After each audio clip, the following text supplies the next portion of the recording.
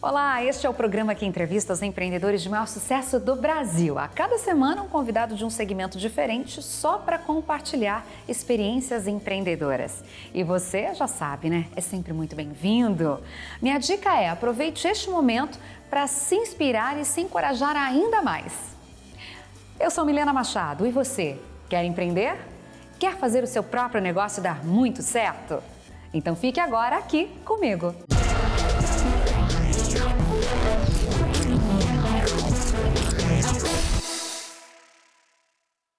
Hoje nós vamos falar sobre diversificação do patrimônio do empreendedor. Por que isso é tão importante? Como investir no mercado financeiro pode apoiar, fomentar, desenvolver ainda mais o seu próprio negócio? O meu convidado é Oscar Decotelli, ele que é fundador e CEO da DXA Invest, uma empresa de gestão de ativos que tem plataforma fintech proprietária justamente para gerar acesso a investidores individuais a investimentos de capital privado e de risco. Mas o Oscar também é investidor e empreendedor, ele é sócio e conselheiro de empresas não somente nacionais, mas também internacionais. Oscar, seja muito bem-vindo. Prazer é meu, Milena, muito obrigado pela oportunidade de conversar e ajudar a inspirar as pessoas, né? Acho que se a gente acorda de manhã inspirado para a gente trabalhar, desenvolver, crescer, a gente também tem que fazer isso com as outras pessoas. Então é um prazer, o trabalho de vocês é incrível e assim, estou aqui para responder o que você quiser. Ai, que delícia! Já vi que essa entrevista vai ser o máximo. Que bom, é isso aí. Oscar, quero começar já sabendo de você, né? Porque, ao seu ver, é tão importante que o empreendedor brasileiro invista no mercado financeiro? Olha, é muito interessante quando as pessoas pensam em investimento, pensam geralmente só ganhar dinheiro. Mas às vezes quando você vai fazer, por exemplo, uma pós-graduação, um curso, aquilo também foi um investimento que você fez. E o que você teve de volta foi conhecimento, experiências, trocas. Você consegue trazer isso para o seu dia a dia. E a gente aqui na DXA, a gente se especializa em investimento em outras empresas. Então, quando as pessoas investem com a gente ou nessa modalidade de investimento, você consegue receber um retorno sobre o seu capital, mas você também consegue trazer experiências e conhecimentos que podem agregar no seu negócio. Então, do mesmo, vou fazer um curso. Não, eu vou investir, ganhar dinheiro e saber o que aquela empresa que eu investi está trazendo de novidades, ideias que eu posso aplicar no meu próprio negócio. Então, a gente, assim, tem uma quantidade enorme de empreendedores que investem com a gente também. Que legal. Você tem de cabeça em números, assim, investidores individuais, quantos então, a gente vocês hoje agregam tem cerca de 1.000 investidores aqui que eles estão todos os dias olhando a oportunidade. Sim, para ganhar dinheiro, às vezes para preservar seu capital, mas principalmente ter um senso de pertencimento. Seja porque é uma pessoa que está entrando num negócio com a gente, investindo, porque tem uma ligação com aquela causa muito importante, ou gosta muito, seja porque quer, de fato, aprender novas tecnologias e inovação no mundo de empreendedorismo. Ai, que legal. Entendeu? O que você falaria para quem está nos assistindo agora e está se sentindo fora dessa conversa? Está pensando assim, poxa, mas eu abri meu negócio para justamente sobreviver, né? Para comprar o jantar, para pagar a luz, a energia de casa, para ajudar meu filho a estudar. Não me sobra um dinheirinho para investir, né? O que você diria? Olha, o desafio é que sempre tem como ter algum dinheirinho. As pessoas têm a imaginação que, olha, para esse tipo de investimento tem que ser muito rico, tem que ser bilionários. E existem empresas como a nossa que fazem da sua jornada conseguir diminuir esse cheque mínimo. Então o que a gente faz aqui, sim, antigamente era só para bilionários, só para pessoas muito ricas, e a gente vê a legislação mudou, a tecnologia mudou, então hoje em dia pessoas conseguem investir com a gente. A gente tem investidores que investem às vezes 10 mil reais com a gente aqui e conseguem já estar num investimento que às vezes tem um bilionário investindo naquele negócio. E ele consegue com aqueles 10 mil reais dele investir. Esses investimentos, muitas vezes, são somente para bilionários. Isso é o que existe ao redor do mundo. Mas o que houve de avanço de tecnologia, de legislação, permite que empresas como a nossa transformem na sua jornada, de fato, democratizar o acesso a isso. Hoje, uma pessoa com 10 mil reais consegue investir com a gente. Então a gente vê que mesmo para uma pessoa que seja um empreendedor, eu só consigo sobrar 500 reais por mês, R$ 1.000 por mês, vai juntando esse dinheiro e depois você coloca esse dinheiro para trabalhar para você. Né? Então não é só aquele investimento do tipo, isso aqui nunca vai crescer, conseguir de fato estar em negócios que às vezes podem ser um investimento que você vai fazer que daqui a alguns anos vai virar 5 vezes, às vezes 10 vezes, aquele R$ 10.000 virou R$ 100.000, imagina? Olha que legal. Então, assim, a gente trabalha muito com esses empreendedores, tanto quando a gente investe nas empresas deles, porque a gente também investe em empresas, como quando eles são empreendedores e investidores. E essa troca ela é muito divertida, muito legal. E a gente vê como que todo mundo sai ganhando, né? Os dois lados sempre ganham. Nossa, a gente vai falar de tudo isso ainda hoje, viu, gente? Mas antes da gente chegar nisso, né? O que mais atrai, né, em você e na sua equipe na hora de investir em uma empresa e etc. Eu queria entender um pouco mais sobre o dia a dia da DXA. É justamente por isso que vocês decidiram desenvolver uma plataforma proprietária, ou seja, a sua própria plataforma para poder atender os seus clientes com mais segurança. Vocês são pioneiros na América Latina sobre essa. Sim, fomos os primeiros a fazer desse jeito. Né? Existe, então, tem que contar um pouquinho antes. A gente está no mercado, eu entrei no mercado em 97, então tem bastante tempo já, e meus sócios também, tem sócios que entraram até antes disso aqui, e a gente sempre esteve envolvido no modelo tradicional. E o que era o modelo tradicional de investimento?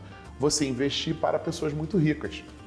Então você investe com muito ricos do Brasil, muito ricos lá fora, e eu digo que assim, é aquela coisa que o rio corre para o mar, né? Você só deixa o rico mais rico, e a gente começou a ver que aquela atividade de oportunidades de investimento, que era para essas pessoas muito de alto padrão, ela tem que estar disponível para todo mundo, sabe? Eu venho de uma família de classe média baixa e eu vejo, gente, se a gente tivesse tido oportunidade de investir em bons negócios, esse tipo de investimento, a família estaria muito melhor, meus tios, meus primos, todo mundo poderia estar muito melhor se tivesse tido boas oportunidades. E acaba que existe uma coisa no mercado financeiro um pouco perversa. É assim, se você tem muito dinheiro, os melhores negócios aparecem para você. Os melhores negócios deixam você ainda mais rico e o status quo se mantém. Então a gente queria, de fato, conseguir democratizar, conseguir trazer uma gama de pessoas que antigamente não tinham acesso a isso. Então a nossa jornada, que o nosso valor é de fato ajudar pessoas não só do Brasil, do mundo todo. Então aqui na DXA a gente tem basicamente 3 atividades. A gente tem uma atividade que é a atividade de buscar investidores, e a gente pode receber investidores de 50 países diferentes, totalmente online. Olha. E a atividade de investir esse dinheiro. Então, a atividade de investir está ali buscando oportunidades para se colocar recursos, tudo. E a terceira atividade é toda a parte da plataforma tecnológica, que ela permite que tudo isso aconteça de uma forma fácil para uma pessoa entender o que ela está investindo, acompanhar, ver o que está acontecendo e também poder montar portfólios. O que é portfólio? É uma carteira, uma diversificação em cima desse tipo de investimentos. Então, nosso dia a dia assim, é bastante dinâmico. A gente tem um âmbito de tecnologia muito forte aqui, então a gente se vê como uma startup, se vê como uma fintech, é por isso que a gente tem uma atividade muito despojada, muito de jovens aqui tentando trazer essas oportunidades para os investidores. Quando que você fundou a DXA? Começamos em 2012, então a gente tem já mais de 10 anos. 11 anos. A gente começou de uma forma lidando com investidores muito ricos, muito grandes. Hoje a DXA, hoje em 2023, a gente tem em torno de R$1 bilhão investido. A maior parte desse dinheiro veio desses grandes investidores lá fora.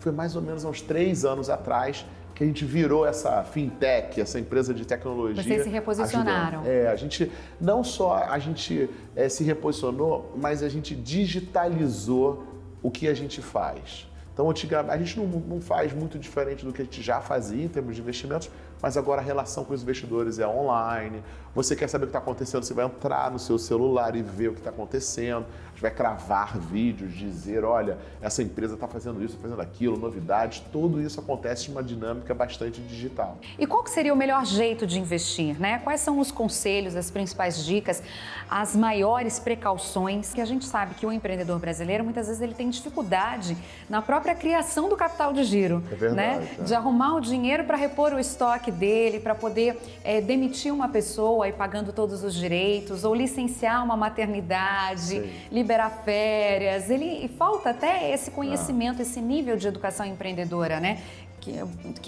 E educação financeira, então, nem se fale, né? É um maior desafio. Eu vejo que, assim, a gente precisa estar sempre investindo em educação. E parte dessa educação é, sim, uma educação empresarial. A gente vê como empreendedores, eu também sou empreendedor, a gente tem a tendência, geralmente, a estar focando no fogo que está pegando do momento. Então, qual o fogo que eu tenho que apagar agora? Mas você precisa tirar um tempo para você planejar e se organizar. E assim, as pessoas têm a tendência, né? E eu também sou aquilo, vamos fazer um grande movimento. Não, eu então vou planejar, eu vou parar uma semana inteira, 2 semanas. Não, se você conseguir fazer 30 minutos por semana para o seu planejamento financeiro, isso vai trazer um desafio, uma diferença enorme no seu negócio. 30 minutos por semana. Por semana, né? 30 minutos por semana.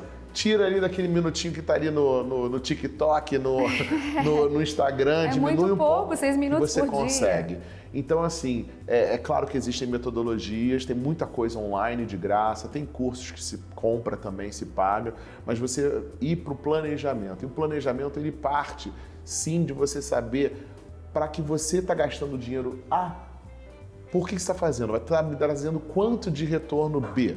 Então, quanto a mais eu vou trazer de faturamento e sempre tentar trabalhar em alternativas e estudar. Eu tenho brincado muito sobre o tal do chat GPT, né, sim, atualmente. Né? Polêmico, então, inclusive. Olha, você está na dúvida? Pergunta para o chat GPT, olha, a minha empresa, eu sou vendedor de ABC, se eu fosse melhorar aqui meu planejamento, ou se eu fosse aumentar minhas vendas, o que você acha que eu deveria fazer? Pum, manda no chat GPT e fala para ele escrever bastante para você, para te ajudar a montar essa rotina. Mas sim, 30 minutos por semana faz um grande impacto no longo prazo. E como é que surgiu esse seu interesse, né, por economia? São 25 anos de experiência, muita expertise no mercado financeiro, na construção de portfólio, na modelagem de negócios. Como é que surgiu isso? Olha, assim, eu acho, sempre falo um pouco disso, que assim, a gente não investe em empresas, a gente investe em pessoas. Então, a primeira coisa, quem é esse empreendedor? É uma pessoa, a primeira coisa que assim, a gente vive no Brasil, na América Latina, tem muita dificuldade, né? Eu brinco que é uma mina de oportunidades, mas é uma fazenda de pepinos, né? Então, você tem só problema sempre. Como você consegue resolver isso? Então, a questão toda da resiliência, né? A questão olha, esse empreendedor, ele vai desistir quando as coisas ficarem apertadas, ele está disposto a fazer os sacrifícios. Esse tipo de conversa e conhecer esse tipo da essência da pessoa é uma das coisas mais importantes. Agora, não adianta nada você ser um grande empreendedor maravilhoso, que você está ali, de fato, assim, ralando e resiliente, mas você está vendendo uma máquina de fax, por exemplo. Né? Ou você está vendendo, a Milena talvez nem era nascida nessa época, mas um teletrim, um bip. Então, conheço, assim, sim. Isso é uma coisa que não existe, ninguém mais quer isso. Sim. Então, você também entender que aquele negócio está inserido numa tendência de mercado, numa área onde as pessoas estão de fato querendo, é fundamental. Que é o que as pessoas, o mercado fala muito do seu business plan, plano de negócios, né? Então é muito de você entender o que você está vendendo, é algo que as pessoas querem, ou que elas estão começando a querer. Esses são os nossos 2 focos. Primeiro foco, quem é a pessoa? A gente está investindo naquela pessoa. Segundo foco, este negócio tem futuro? O resto é como é que a gente resolve os pepinos, né? Então, como é que você, né, não só mata um leão por dia, como você desvia das antas. Então, é um pouco disso, sabe? Entendi. Então... Adorei isso que você falou, porque muitas vezes o empreendedor ele fica chateado porque ele acha que ninguém acredita nele, né? Ele vai ao banco, ele precisa de crédito ou para crescer, para se consolidar, ou justamente para criar esse capital de giro para ele poder atender melhor o cliente e tudo mais, e ele volta chateado, frustrado, nervoso. Sim. Aí, em vez de descansar, ele realmente pensa em desistir, porque ele não enxerga a luz, né, no fim do túnel. E ainda fica brigado com a família, porque não tem ninguém que investe no negócio dele, ninguém para emprestar dinheiro, ninguém para tornar sócio dele. Acho que você deu aí dicas valiosas, Sim. né? Que tipo de negócio ele mesmo está se propondo a desenvolver, né? Será que vale mesmo insistir Eu acho nisso? que sempre vale insistir. Eu escutei uma vez uma frase de um atleta, nem lembro quem foi exatamente lá nos Estados Unidos, e eles dizendo que você só fecha ou você só desiste quando você decide desistir. Se você não decidir desistir, você vai perdurar, você vai continuar com essa sua empresa. Então, assim, tem que achar formas diferentes. Vários e vários negócios, eles mudaram ao longo da sua vida e conseguiram perdurar e passar essa grande fase, entendeu? Que às vezes é uma grande fase difícil, né? Um deserto. E isso vai passar também. E em quantas empresas a DXA investe atualmente? Então, no nosso lado de empresas, a gente investe de duas formas. Uma forma que a gente chama de direta, quando é a DXA que vira sócio dessa empresa. Na verdade, não somos nós DXA, é um fundo, um veículo de investimento da DXA que vira sócio dessa empresa, onde a gente tem os investidores juntos ali. Hoje a gente tem 13 empresas nesse direto. Bastante. De quais segmentos? Vocês têm uma preferência? A gente gosta muito desse setor de transformação de consumo. Então, por exemplo, o setor pet, por exemplo, a gente já investiu em 2 empresas. A gente gosta do setor de alimentação saudável. Então, a gente investiu na Green People, a gente investiu na Nomood, laticínios veganos. Então, assim, tem vários setores diferentes, mas tudo isso ao redor dessa transformação do consumidor. O consumidor quer se alimentar de forma mais saudável, o consumidor quer ter, né, mais pets em casa. Então, são algumas dessas tendências que a gente gosta bastante de investir. E tem uma segunda modalidade, que é a modalidade quando a gente está investindo com outros tipos de empresas como a nossa. Então, por exemplo, vamos investir no México. A gente não está no México, não temos expertise no México, mas a gente investe com um outro gestor lá no México. Então, nessa outra modalidade, que é a modalidade que a gente chama de um hub de gestores, a gente tem aí centenas, mais de 100 empresas investidas diretamente ali. Então, indiretamente lá, diretamente 13, indiretamente aí mais de 100 através desses outros gestores. Muito bem, mais umas dicas aí para você, né? Se o seu negócio estiver aí nessa contemporaneidade, vamos dizer assim, nessa mudança de estilo de vida focado no consumidor final, pode crescer os olhos do Oscar aqui, da equipe dele. Oscar, chegou a hora do nosso intervalo, a gente vai precisar fazer uma pausa nessa entrevista que está ótima, né? Mas daqui a pouquinho tem mais informação de qualidade e informação preciosa para você. Não saia daí, o Você Quer Empreender volta já, eu te espero.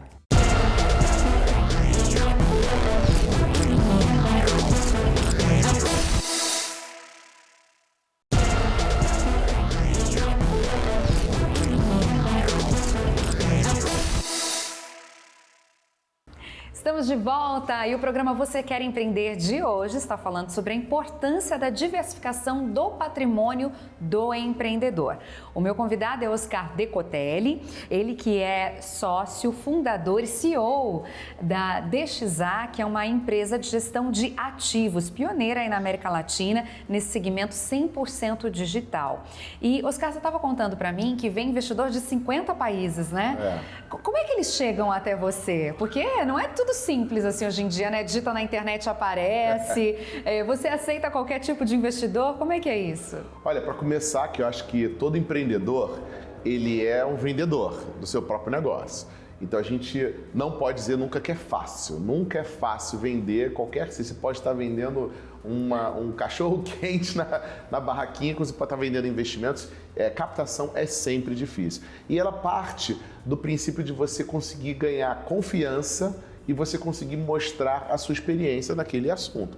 Quando se fala de investimentos, quando a gente está mexendo com uma das áreas mais sensíveis do corpo do investidor, que é o bolso, a gente fica ainda mais preocupado com isso, de passar esse tipo de confiança. Então a gente tem um modelo aqui, que a gente é um modelo, é um B2B, né, que chama Business to Business, né? Então negócio para negócio. A gente tem aqui na nossa plataforma uma conexão com empresas que prestam aconselhamento financeiro. Então nós aqui somos especialistas em investimentos, o que chama de investimentos privados, que é quando você está investindo em empresas que não são da bolsa, estão em negócios desse tipo.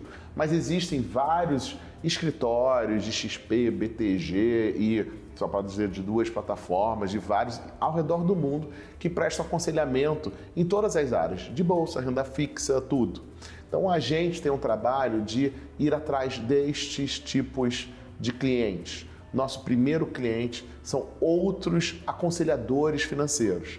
Então a nossa é como se a gente fosse tipo um médico dos médicos. A gente está treinando esse agente financeiro que está aconselhando os seus clientes ao redor do mundo. E aí a gente tem gente do mundo todo com esse tipo. Só para dar uma noção, hoje a gente tem mais de 30 empresas desse tipo já conectadas na nossa plataforma. Olha que legal. Que juntas têm cerca de 100 bilhões de reais em aconselhamento.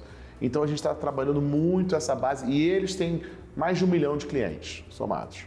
Então, o nosso trabalho vamos conversar com esses clientes, vamos conversar com esses, a gente chama eles de bankers, mas são esses assessores, são essas pessoas que prestam esse aconselhamento todos os dias. Então, é um processo de polvo, que eu brinco. Você vai entrando em um, que vai entrando no outro, vai entrando no outro, e a gente vai conseguindo acessar dessa forma o mundo todo. Mas estamos super no começo, a gente ainda tem muito pela frente aí, a gente quer ter, assim, milhares desse tipo de empresas ao redor do mundo, realmente. 11 anos de estrada, super no começo, 25 anos de experiência na área. Demora, né? Ele ainda acha que está super no começo, Muito. tendo reconhecimento internacional, que eu sei que você tem, super acessado por veículos os mais importantes do mundo. O Oscar está sempre aí dando entrevista.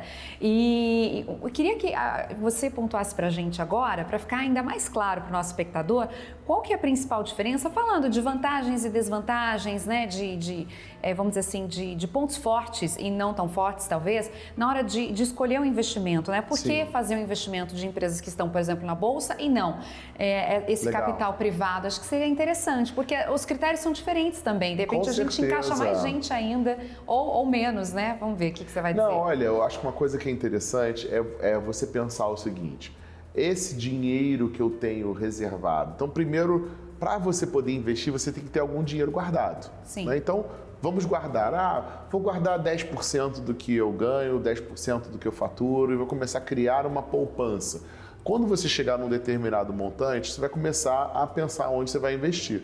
E hoje em dia tem soluções muito baratas em termos de não ter que pagar taxa de entrada, tudo, você consegue investir. Quando pensamos nesse capital que você tem que pensar quando você precisa dele. Então, olha, vamos dizer que juntei 50 mil reais, para dar um exemplo, um número. Então, juntei 50 mil reais. Se eu precisar ficar 2 meses sem faturar, de onde vai vir o meu sustento? Vai vir um pouco disso. Então, eu não posso usar esse dinheiro todo e deixar travado. Boa. Eu preciso ter aquela minha reserva de emergência, né? Aquele lado assim, eu preciso sobreviver 2 meses, ou às vezes 1 mês, depende da atividade que a pessoa tem, tá? Mas sempre tem a sua reserva. A partir daí, você tem que pensar como que eu vou ter investimentos que possam gerar uma multiplicação do meu capital. Ele não vai ficar parado. Esse meu 50 mil ele vai virar 100 mil um belo dia. Como que eu consigo trabalhar nisso? E aí você começa a entrar no que é chamado de investimentos de risco. Investimento de risco não quer dizer que você tem que fugir e não estar assim. Risco tem tudo na vida. Você está aqui no meu escritório no Rio de Janeiro, se a gente atravessar aqui a rua, a gente pode ter um risco aqui. Então, isso quer dizer que a gente vai ficar aqui o resto da vida? Não, te vai estar exposto a risco. Mas você tem que saber calcular na hora de atravessar a rua, você vai olhar para um lado e para o outro, mas só sair andando. E isso acontece da mesma forma com investimentos também. Então, quando a gente olha essa composição, e eu vou dar uma noção um pouco mais global, em geral, você tem que ter aí 30%, 40% desse dinheiro em coisas que sejam mais chamadas líquidas. Líquido quer dizer que você pode entrar e sair a qualquer momento. Se eu precisar para uma emergência, eu preciso ter um investimento que em 5 dias, 2 dias, 1 dia, eu consiga ter acesso a isso. Então, quando você consegue fazer a conta e separar esse dinheiro, você sobra com um percentual relevante, 40%, 50% de investimento que você pode estar olhando lá para frente. E aí esse dinheiro é um dinheiro, eu sempre dou um exemplo que é como se você comprasse um apartamento. Comprei um apartamento. É um investimento seguro? Ele é um investimento seguro, mas ele é um investimento que não tem muita liquidez. Se você precisar do dinheiro, você não consegue o dinheiro na semana que vem, você tem que sair vendendo. O mais rápido que você vai fazer, vale 100, vou botar por 50 para ver se qualquer um compra. Ainda vai ter que ser alguém para fazer uma proposta, tem que fazer registro. Então, não quer dizer que um investimento que ele é mais ilíquido, ou seja, ele demora mais para você poder recuperar o seu dinheiro, que ele é mais arriscado. Então, essa é a questão do que a gente trabalha aqui. Então, não, olha, conta aqui de padeiro, de botequim, aqui, ó, fazer aqui, em torno de 15, 20% da sua poupança deveria estar sendo olhando para investimentos lá de longo prazo, coisa que daqui a 5 anos vai maturar. E aí a gente vem para a Bolsa. Quando a gente pensa e olha as empresas na Bolsa, tudo, as empresas na Bolsa, elas, para irem para a Bolsa, elas passam por uma questão chamada um IPO, que vem do inglês, que diz oferta pública inicial, em inglês da sigla IPO. E aí, o que acontece? Geralmente, essa empresa já está valendo muito dinheiro. E existem estudos que mostram que as empresas quando você investe em empresas, mas ainda antes da Bolsa, nos Estados Unidos, que é um país super desenvolvido, né, nos últimos 20 anos, você teria ganho 4 vezes mais do que você tivesse colocado todo o seu dinheiro na Bolsa. Uau! E no Brasil é algo semelhante também. Então, o Brasil, que é um país que tem uma taxa de juros alta, né? Então, espero que não por muito tempo, mas temos uma taxa de juros alta, você deveria estar investindo um pouco em coisas que sejam bem próximas da taxa de juros, render seus 13, 14, 15% ao ano. E você ter do lado de cá investimentos que estejam do longo prazo. Então, aquele pedaço do dinheiro que tem que ser uma reserva, você deixa em coisas bem rápidas, fáceis de ser vendidas, e o outro você pode pensar no longo prazo. Sim, vão ter empresas na Bolsa muito boas, interessantes, mas lembra que a Bolsa geralmente é uma área onde, quando as empresas já estão muito ricas, já estão valendo muito. Você quer entrar nela antes de ter ido para a Bolsa. E aí seria o capital privado que você disse. Exatamente. Só que não dá para investir em qualquer empresa, Exatamente. né? A do cunhado, a da irmã, né? A do pai, que seja, né? Exatamente. A do seu colega de escola ou alguém até que você não conhece, mas está vendo e está admirando. Tem que ter um critério, uma avaliação. Por isso é tão importante procurar escritórios especializados, porque vocês têm todo um processo para uma triagem, vamos dizer assim. E o nosso trabalho ele é muito de ajudar os escritórios de investimento para que eles possam estar recomendando essa composição que eu acabei de falar melhor. Então, olha, eu vou botar na renda fixa, eu vou botar em juros, eu posso botar com a DXA? Não, a DXA não faz isso. A DXA só faz um pedaço que é, de fato, aquela parte do capital de risco para investir em empresas fora da Bolsa. Então, assim, a gente, de fato, está ali olhando naquela parte que vai ser o maior retorno da sua carteira. Olha só. Eu te convido agora a falar sobre as empresas familiares, que elas são 90% das empresas brasileiras, né? São responsáveis por 65% do PIB, é uma força muito grande, né? Produtora de riqueza. E dificilmente as empresas familiares passam da terceira geração. A gente tem dados aqui que apenas 1/3 das empresas alcançam a terceira geração. Qual que seria o grande segredo de uma grande empresa que passou por tudo isso? Porque, afinal de contas, as grandes empresas um dia foram médias empresas, pequenas empresas, microempresas, né? Foram empresas de empreendedor, como a gente brinca, né? De um dono só. Qual que seria o grande segredo disso, da perenidade de uma empresa? A primeira coisa vem naquela questão que eu estava falando do planejamento, né? Então você tem que ter uma rotina de estar parando para poder analisar a sua empresa, conhecer quais são os meus problemas, quais são os meus desafios e de uma forma recorrente. E eu volto a dizer, 30 minutos por semana é suficiente você parar e fazer essa avaliação. A partir daí você vai saber quais são os seus principais problemas e o foco é resolver problema. O foco é você tentar, olha, esse é meu problema, eu vou tentar resolver esse diretamente, sabe? Às vezes as empresas familiares têm muito apego à centralização, né?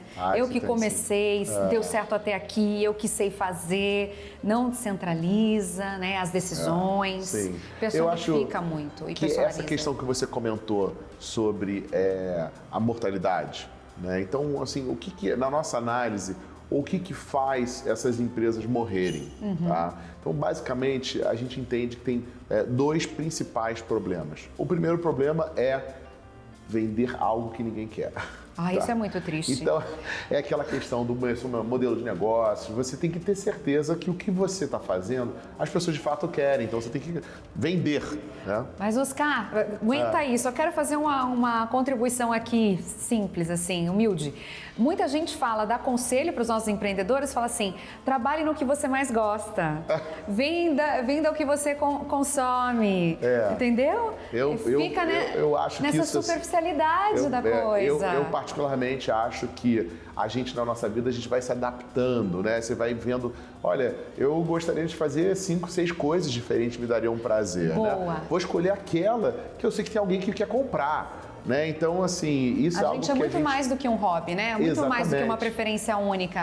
Exatamente. Gostei disso. Então, assim, a gente primeiro vê isso. Você tem que ter um produto que as pessoas queiram comprar. Então, o foco principal é isso. Agora, o segundo ponto é, infelizmente, acesso a capital.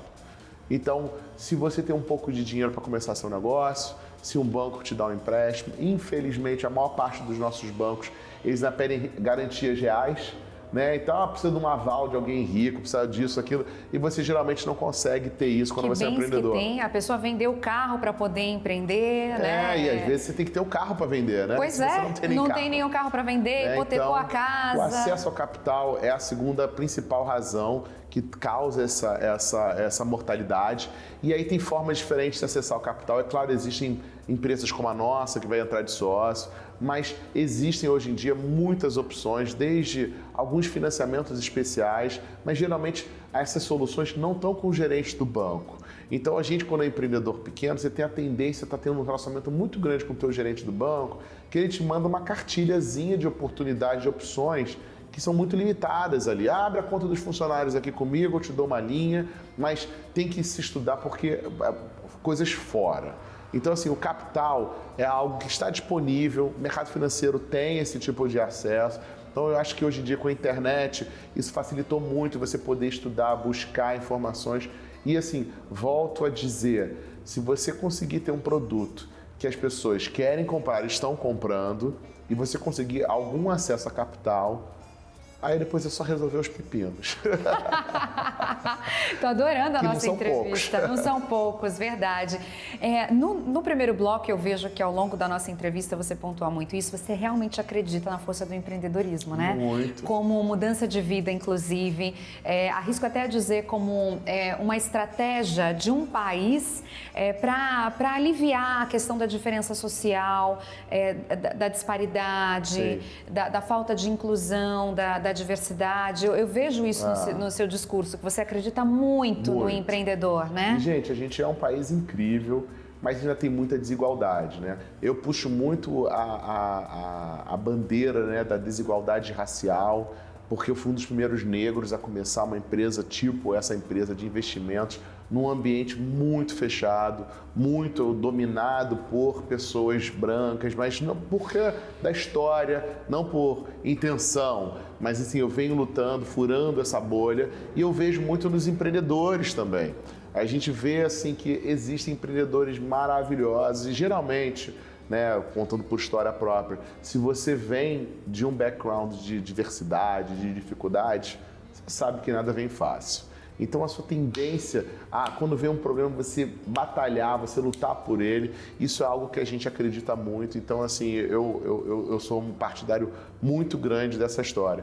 E assim, claro, também existe uma questão ao redor de mulheres, mais difícil para mulheres. A gente vive uma sociedade onde as mulheres têm uma obrigação imposta também, que ela que tem que resolver as coisas da casa, ela que tem que resolver as coisas dos filhos. Então é muito difícil você ser uma empreendedora e você também ter uma família. Então, assim, tem uma questão que a gente vê que, assim,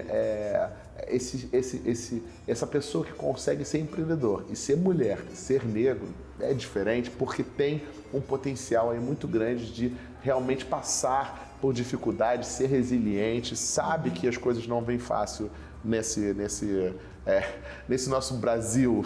Sim, sim. Mas aí, por outro lado, até arrisco a dizer que você tem essa, vamos dizer, essa missão, esse propósito pessoal, mas você consegue separar, né? Na hora de você avaliar os negócios e tudo mais, você observa o background, você falou, a gente olha quem é o empreendedor, sim, mas você também olha o negócio, porque muitas vezes o empreendedor, ele confunde a missão dele, a que ele veio, sim, no mundo, com a própria missão da empresa. E aí ele também se perde nisso, né? Na hora de querer fazer justiça ou de se realizar pessoalmente, né? Olha, assim, é interessante, Milena, assim, eu acredito nisso que você falou, de conseguir segregar, mas eu acho que a segregação completa ela é impossível. Nós somos a combinação de quem nós somos na família, nos nossos valores, tudo, e você traz isso para as empresas, né? É impossível você conseguir segregar. O que eu acho que você tem que abraçar tudo, mas lembrar que você só vai ter sucesso se o quê? Que quiserem comprar seu produto e você tiver capital para conseguir tocar a empresa. Pode ser a maior paixão da vida, a maior causa e tudo. Se não tiver essas duas coisas, você não vai conseguir ter sucesso. Não vai conseguir ter sucesso no longo prazo. Então isso é uma coisa que a gente acredita bastante. A gente tem uma história, posso até contar uma história de uma das empresas que a gente investiu. Tem uma empresa chamada Nomu. A Nomu, ela faz laticínios, queijos à base de leite de castanha de caju. Tá? Então ele é plant-based, faz desde manteiga até iogurte, tudo que for usado com base nisso. E começou por um casal, marido e mulher. Começaram isso porque começaram a não querer usar produtos eles mesmos, que fossem derivados, né, de animais nessa parte de laticínios, né, não davam bem com o queijo que vinha da parte de lactose e tudo. E resolveram empreender. 2 advogados largaram tudo. Foram fazer, o Marcelo foi fazer curso de culinária para poder aprender culinária molecular e tal, e criaram assim um produto excepcional. Eu não sei quanto você já comeu de queijos que são veganos e tal. Bem pouco. Geralmente, a maior parte deles usam muita química. Então ele não tem um gosto natural e ele não reage de forma natural. Ele não faz crosta, ele não derrete. E o da Nomu é 100% natural, porque ele usou tecnologia molecular que se usa em cozinhas de altíssimo padrão, e o queijo dele derrete, faz crosta. Então o que eles conseguiram criar? Uma empresa que 80% dos clientes deles não são veganos, são somente pessoas que querem ter mais saudabilidade, porque o sódio no queijo dele é muito menor do que dos outros todos. Então ele conseguiu criar um produto que as pessoas que já conhecem querem, e aquelas que não conhecem também vão querer porque está no movimento de saudabilidade. Mas começaram o quê? Marido e mulher fazendo o produto em casa e vendendo na feirinha. Olha. E aí, como é que você achou essa empresa? Então, assim, a gente... primeiro, eles começaram a ver, olha, a gente quer nosso produto, mas a gente precisa de capital para crescer. Uhum. E eles começaram a procurar e começaram a descobrir, e aí uma pessoa apresenta a outra, que apresenta a outra, começa a procurar, e um belo dia a gente conheceu eles. Eles ainda estavam num estágio pequeno, faturava 30 mil reais por mês. Uhum. E a gente falou assim, olha, vocês ainda estão muito pequenos para a gente, mas vamos conversar, vamos continuar. Conseguimos ajudar eles de outras formas, direcionamento, tudo. E eles conseguiram crescer até num nível mais ou menos de uns 300 mil reais por mês. Olha. 3 milhões por mês. E nessa hora a gente investiu. Hoje já quintuplicaram já esse tipo de faturamento já nisso. Então, assim, e muitas dificuldades que eles passaram ao longo desse tempo.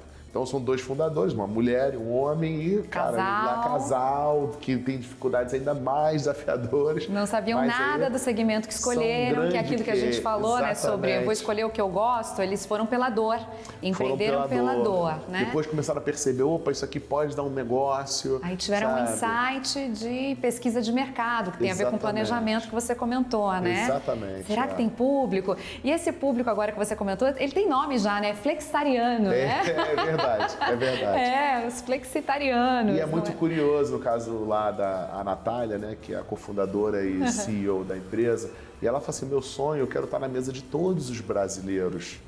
De todos, não é só aqueles que têm intolerância à lactose, ou tem... ela conta sempre a história de um cliente, é uma empresa que a gente é muito apaixonada, né, por ele. Tô vendo. E eles contam a história, né, de uma cliente que mandou para ela e que dizia o seguinte, que o filho dela tinha intolerância à lactose e sempre marcava uma festa com os amigos, tinha que fazer a pizza para os amigos e a pizza para ele. E no caso, quando começou a usar agora o queijo da Nomu, a pizza é para todo mundo, e as outras crianças adoram tudo, nem percebem qualquer diferença. Emocionante, ou seja, gera a inclusão que você também comentou aqui com a gente, também. A inclusão social. E aí, quando você consegue unir teu negócio, que ele gere um produto que tenha valor, tenha inclusão, mas ele tenha desejo, as pessoas querem de fato comprar isso, aí é só focar planejamento, como é que eu consigo arrumar um pouco de capital, que você vai chegar lá. E não desistir. Lembrar que se a empresa fechou, é porque você desistiu. Até você não desistir, continua nessa. Isso aí, descanse, mas não desista. Esse papo tá bom demais, a gente ainda tem mais um pouquinho, mas é hora do intervalo, eu volto já já. Não saia daí, continue com a gente, hein?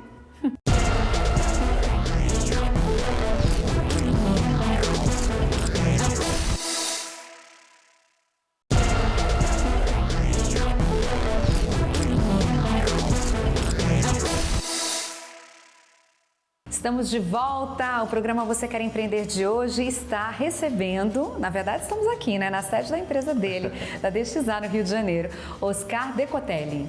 Ele que é o fundador e também CEO da DXA, é uma empresa de gestão de ativos que tem plataforma fintech proprietária só para gerar acesso a investidores individuais, a capital privado e de risco. Ele já explicou tudo isso para a gente conceitualmente e a gente entendeu por A mais B no bloco anterior qual que é realmente a diferença de um negócio promissor hoje, né? Ele contou toda a jornada do empreendedorismo a partir da Nomur, que é uma das empresas que vocês investem, né? Uma das 3 empresas que eles investem aqui diretamente, mas investem em muitas outras mais.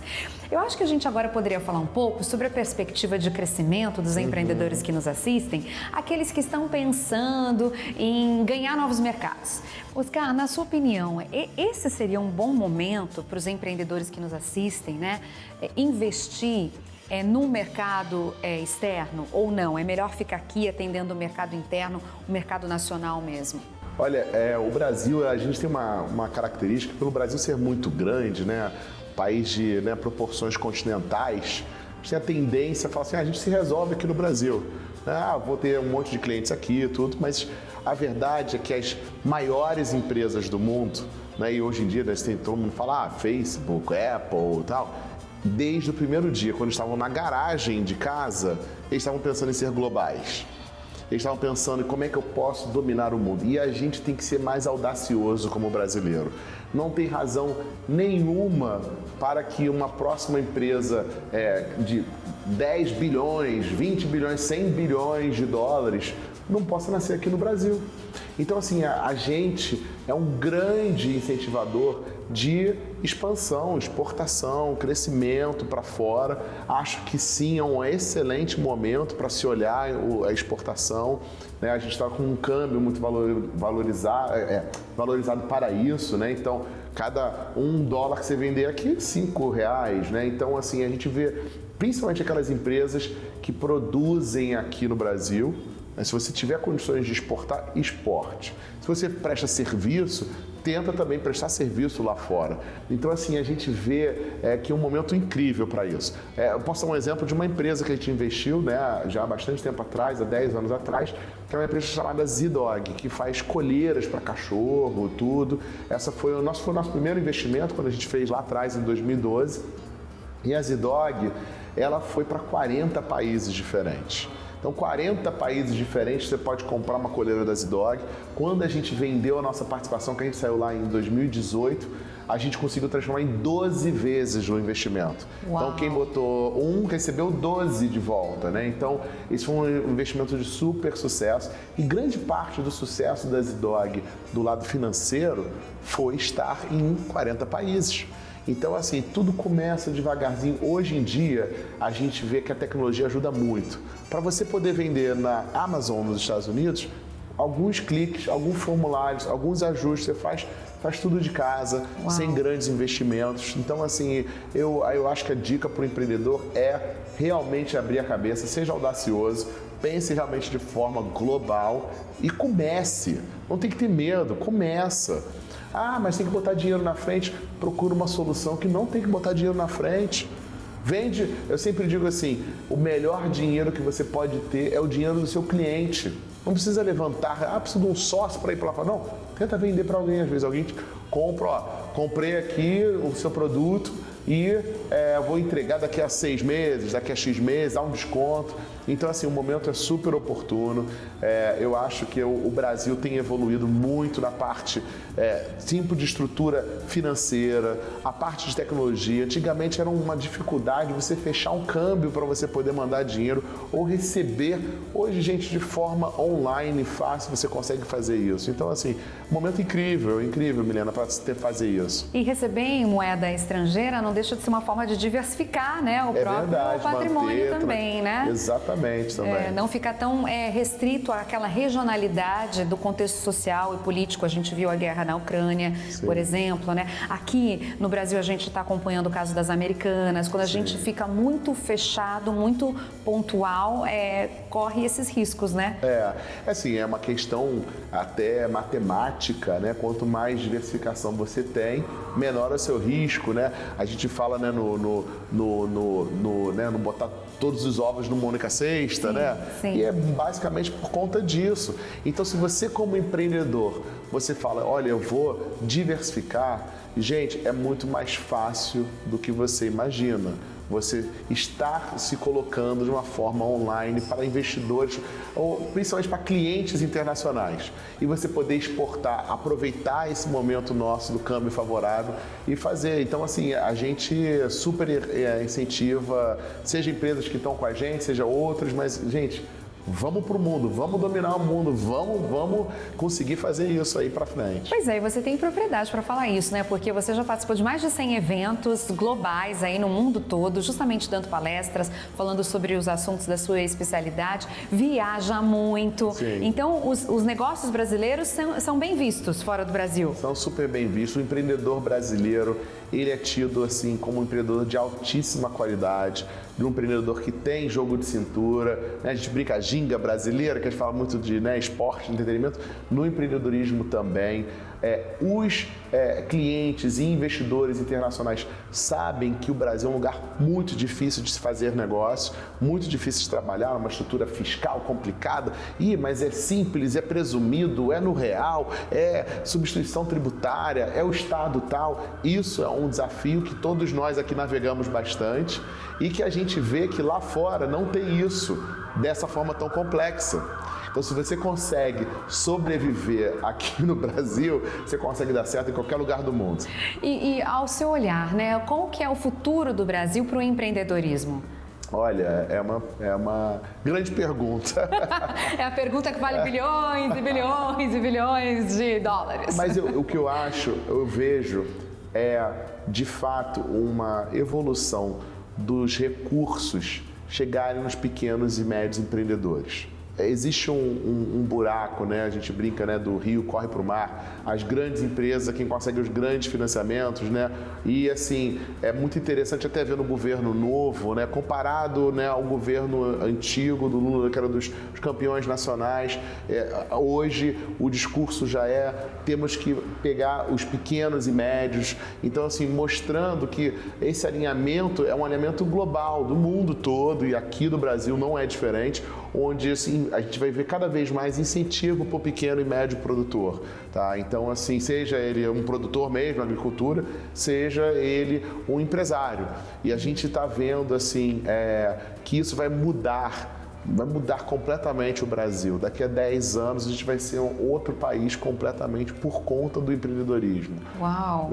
Assim, e a gente vê no mundo de tecnologia, por exemplo, que grandes fundos, grandes investidores globais estão colocando cada vez mais dinheiro aqui, acreditando que essas empresas vão crescer. E a gente tem aí os casos, né? Todo mundo conhece o Nubank, por exemplo, né? Começou em 2014. Nubank vai fazer 10 anos. Uma empresa que vale aí mais de 60 bilhões de reais. Bilhões! Tem 70 milhões de usuários, saiu de 0 para 70 milhões de pessoas usando. E pode ser o próximo negócio de um dos seus ouvintes aqui, pode ser uma grande empresa dessa. Então, sim, assim, o Brasil, a gente consegue resolver qualquer problema social qualquer problema de desigualdade racial, desigualdade de gênero, se a gente investir em empreendedorismo. Porque é o empreendedorismo que puxa investimento em educação, que puxa investimento em todas as outras áreas. Então, assim, a gente acredita muito nisso e é pra lá que a gente vai. Estamos indo, gente, já estamos indo. Oscar, eu adorei te conhecer. Por mim, a gente ficaria conversando aqui horas e horas e horas, porque você é muito inspirador. É um entusiasta do empreendedorismo, empreendedor de mão cheia, olhos atentos para investimentos. Dá para ver, assim, que você no seu dia a dia respira isso, você se realiza com isso e realmente consegue, né, vivenciar o seu propósito, a missão que você escolheu para você. Não, poxa, muito obrigado. É um prazer conversar com você, conversar com a sua audiência aqui também, de empreendedores. Gente, olha, sei que a vida é difícil, a gente continua lutando, vamos para frente, vamos acreditar, porque, assim, a gente brinca muito que os empreendedores começam assim, por que você está fazendo isso? Você é um louco. E assim, eu falo assim, olha, você é louco, até o dia que você vira gênio, que o negócio deu certo. Então, assim, continue na sua loucura, continue persistindo, porque, assim, o segredo, de fato, é resiliência, sempre, e lembrando as duas questões. Tenha certeza que alguém quer comprar o seu produto e pense como você consegue capital. Seja se planejando, guardando dinheiro cada vez mais, seja procurando linhas de crédito, opções, investidores, tudo. Esses são os dois pontos principais. Mas, Milena, foi um prazer conversar com você. Muito obrigado pela oportunidade. Já estou aqui animada, já quero mudar todo o meu portfólio, as minhas percepções já estão transformadas, viu? Poxa, foi um prazer. Muito obrigado aí pela oportunidade de estar aqui conversando com você. Prazer é todo nosso. Até uma próxima. Obrigado, até mais. Viu só? Se você quer empreender, está assistindo ao programa certo. E você que já empreende também. Afinal, saber de detalhes de jornadas empreendedoras de sucesso, não é exatamente como que é para o investidor investir numa empresa, entender se o seu negócio é realmente atraente, atrativo para o consumidor e para o investidor. Tudo isso faz toda a diferença, não é mesmo? Por isso que na próxima semana eu trago mais um convidado importante, mais um convidado para inspirar e encorajar você a fazer o seu próprio negócio dar certo. Não perca, eu te espero. Até lá!